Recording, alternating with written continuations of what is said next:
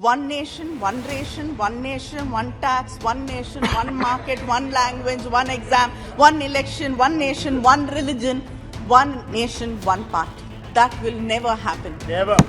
This country, and I think this year you forgot in Tiruvallur because there are no elections in Tamilnadu. Yeah. Yes, I am translating because of course you did not make the attempt to learn any South Indian language. You only want to impose Hindi on us.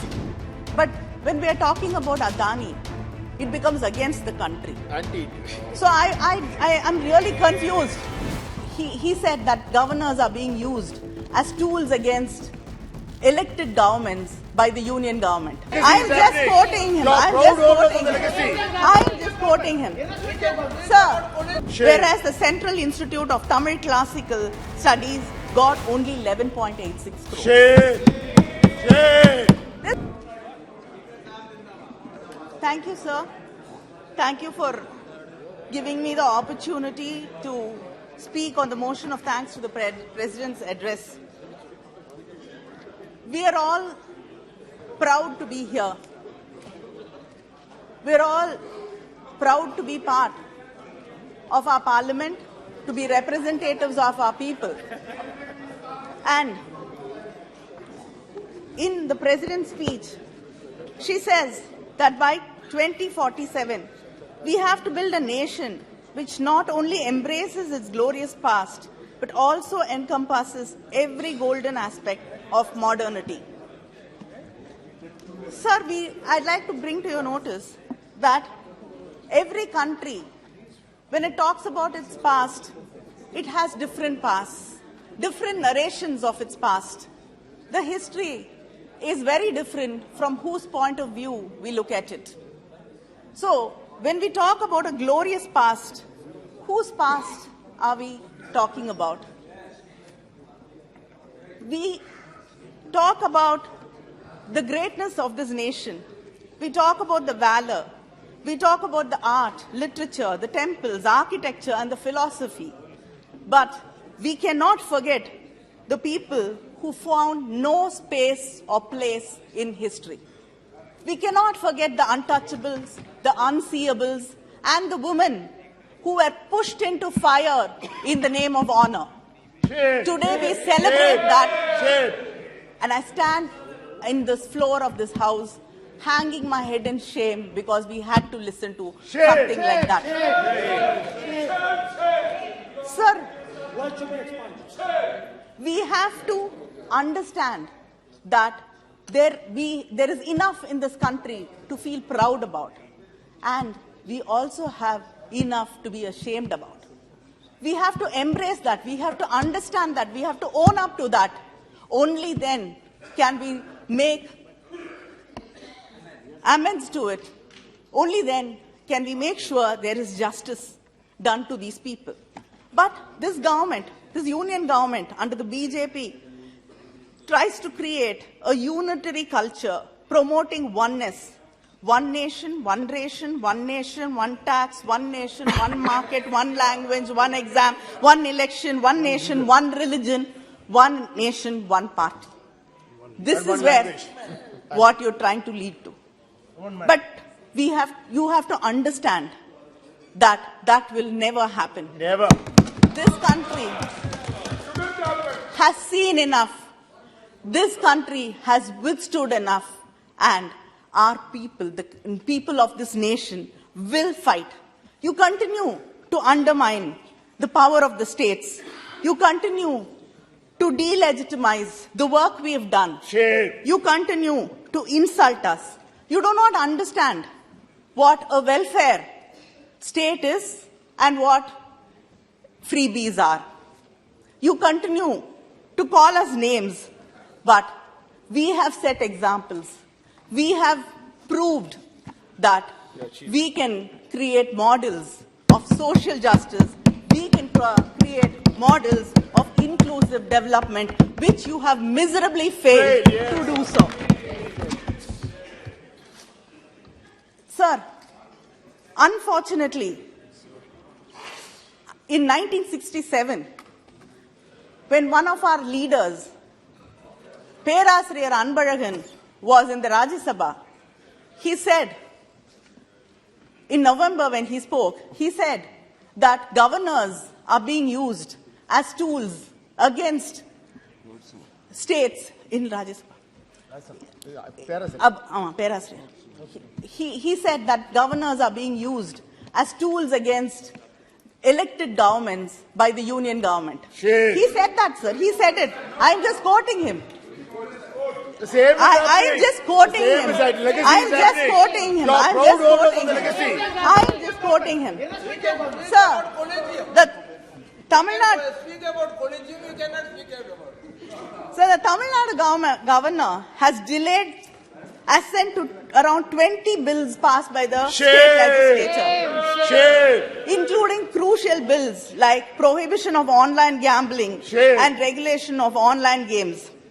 And it's just not Tamil Nadu which stands alone in this fight. We've seen what happened in West Bengal, Maharashtra, what happened in Maharashtra, in Kerala. The governor threatens to withdraw ministers, and in Nagaland, in Telangana. Yeah, every government which is a non-BJP government, I think we have to fight battles with the governor. But Dr. Ambedkar has rightly stated in the Constituent Assembly that the governor does not have any individual discretion and has to act according to the aid and advice of the Council of Ministers. I think this government, when it sends governors to states which are non-BJP states, should ask them to read the speeches of Dr. Ambedkar, or at least kindly advise them what this country stands for and what federalism is. Because you are the ones who keep talking about cooperative federalism. So you should teach them to cooperate and understand the importance of federalism. But you do not listen. You could not listen to this, Mr. Rahul Gandhi when he spoke here. You were interrupting because you're not used to listening. It is something which you don't know how to do. Listen to sense. Listen to sense. But, and I think this year you forgot in Tiruvallur because there are no elections in Tamil Nadu. Yeah. But I'd like to remind you, Idipare illada Yemara Mannan Kedupar illanum kedum. Yes, I am translating because, of course, you did not make the attempt to learn any South Indian language. You only want to impose Hindi on us. None of you understand any South Indian language. A king without an honest critical council needs no enemies to come to ruins. So if you do not listen to what the opposition says, to what the people say, to what the press says, to what people have to say to you, then you do not need enemies to bring you to ruins. This is what the government has been curtailing the freedom of speech vehemently, both inside and outside of the parliament. And it tries to create an aura of fear in many ways. We know, with all the tools in your hands. And Shame. Shame on your tools. Your tools, yeah. All your tools. This government has actively diminished. don't get distracted. This government, this She's not yielding. She's not yielding. this go- She's not yielding.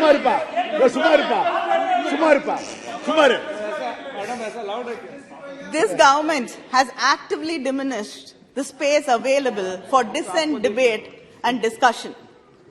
Making the people voiceless does not ensure continued power, but it will create simmering discontent and resentment. You don't know when it will become into flames.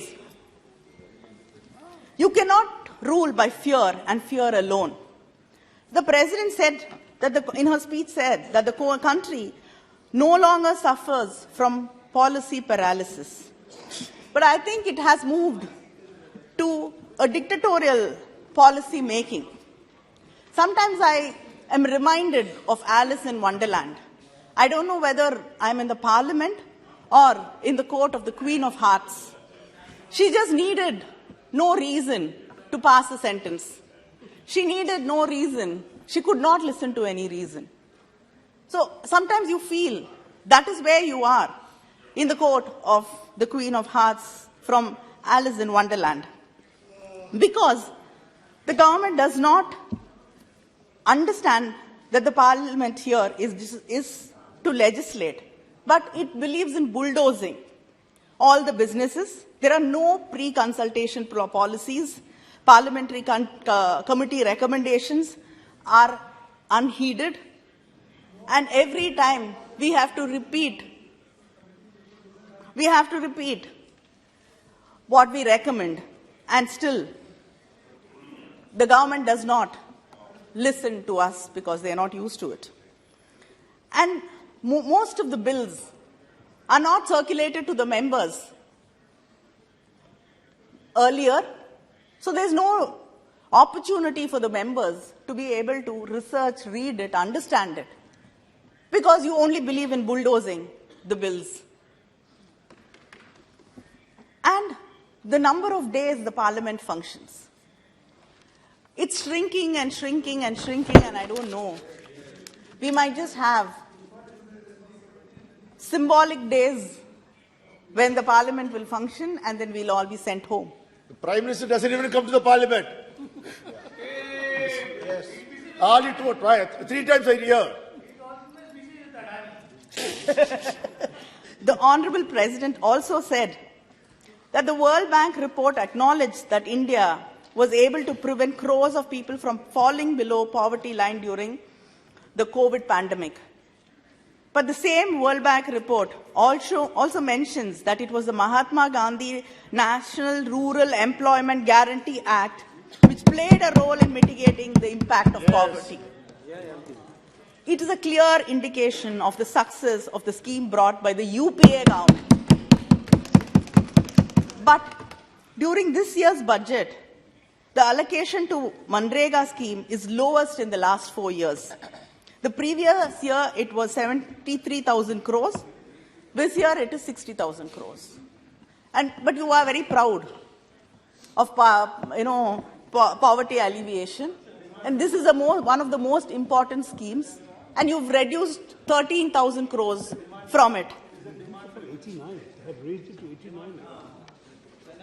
There is demand. There is still demand. There is still demand. If you please can come and see. Then Don't answer it. Don't answer it. Don't answer it. Don't answer it.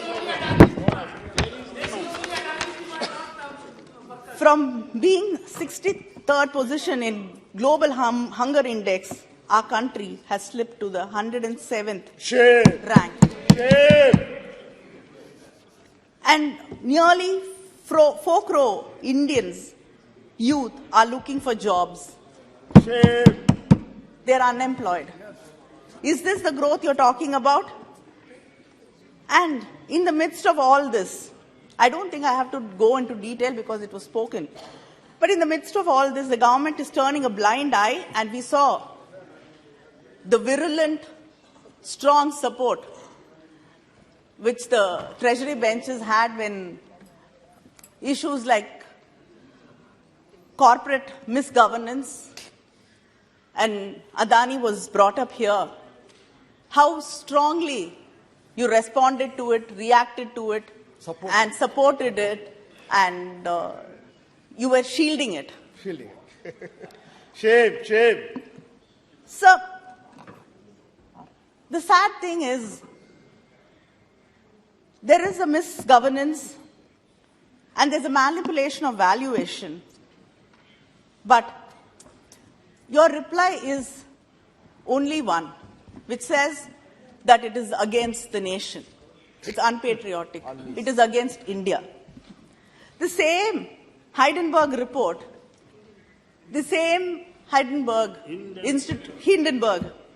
has given reports about 15 institutions, some in the US, some in China. None of these countries said it is against the country. It was against the institution. But when we are talking about Adani, it becomes against the country. Anti-Indian. So I am really confused. I really want you started calling India Bharat. Now I want to know what is the next progress. What is India? What is Adani? If talking against Adani is talking against India, I really want a clarification. You become anti-Indian. And what happens to the common people, people who believe in hard work, who think that they can save their money because it is a government bank and they will trust LIC? What happens to their future? They trust LIC because they think their children's futures are protected. What is the answers you have for them? Is this the way you respond to these hard-working common people of this country? And this government is very happy to close down every public sector undertaking. If it is profit-making, Sell it to Tatas. if it is or not, they do not come forward to help them, support them, and make sure that they run. They want to close it, they want to sell it off.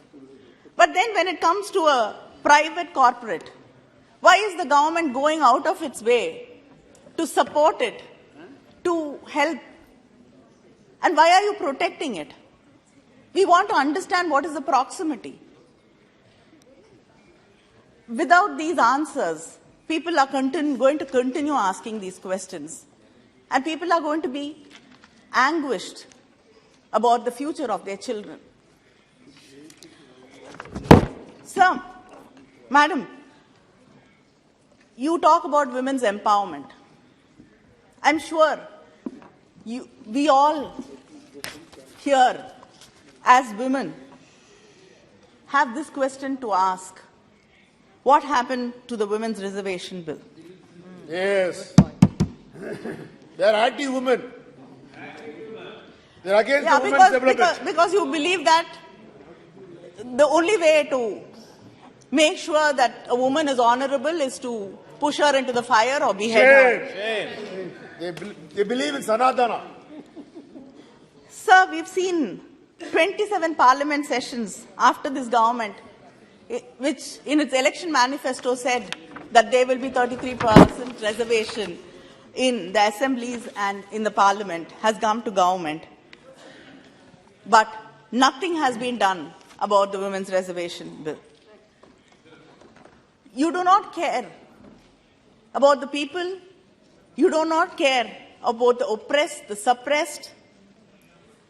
Our Chief Minister of Tamilnadu, M.K. Stalin, in many occasions has written and demanded for conducting socio-economic caste census at a national level to find out about the true demography of the country, which will truly help She's the only the speaker. people. She's the only speaker. But I don't understand what is stopping you from doing that. So you talk about tribal welfare. What is happening in Greater Nicobar Island? You're displacing the indigenous tribes over there for infrastructure projects. And I don't know who it goes. Definitely Adani.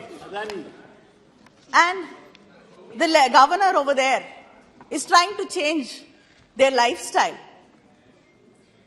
denying them their right to eat what they want to choose to eat, to live, and to sell what they want to, and to trade what they want to. So is this the tribal rights? Is this the tribal welfare you are talking about?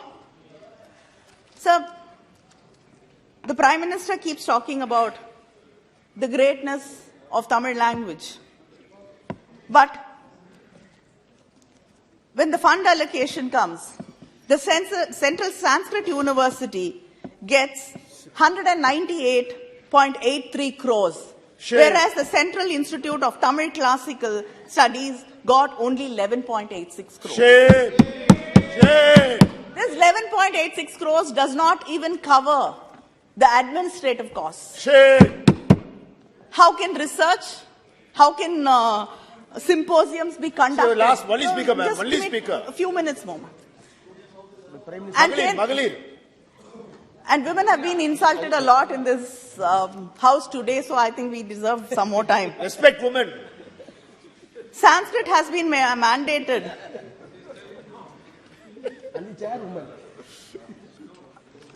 In the Kendra Vidyalaya schools, but not the regional languages. Shame.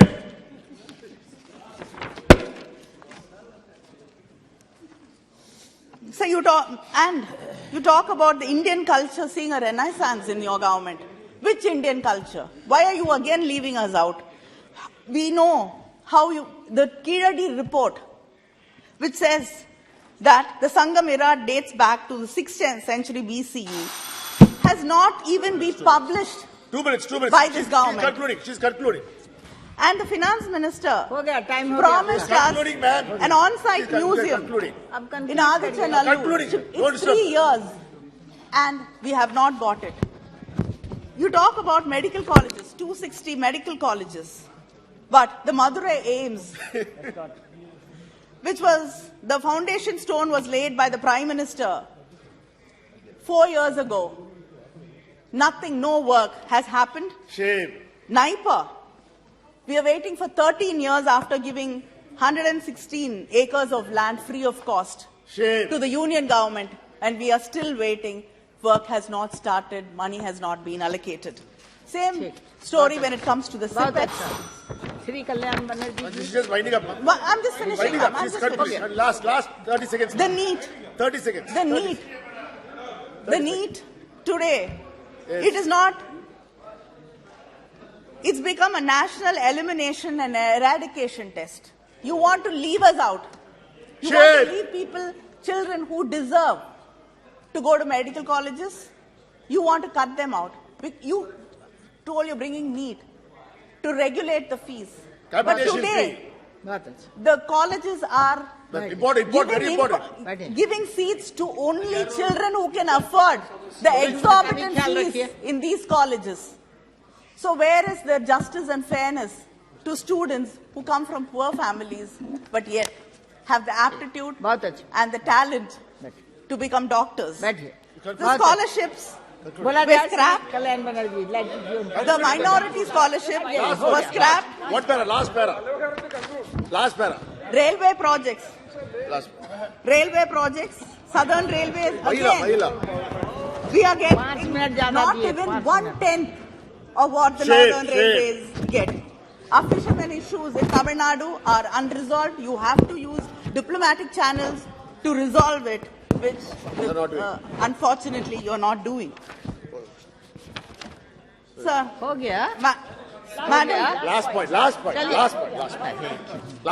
अरे you उन say पर ध्यान last रखो. that we can walk, we उनका have time to जा walk रहा है. together. उनका समय How जा can रहा है. we walk together if you don't recognize us, if you insult us, Shame. बहुत अच्छा बैठिए. we do not accept us, we cannot चलिए, लाइट walk दीजिए. together, काटिए लाइन. and this nation will not walk with you. Thank you. बहुत अच्छा. चलो. Minnambalam.com தமிழின் முதல் மொபைல் பத்திரிகை.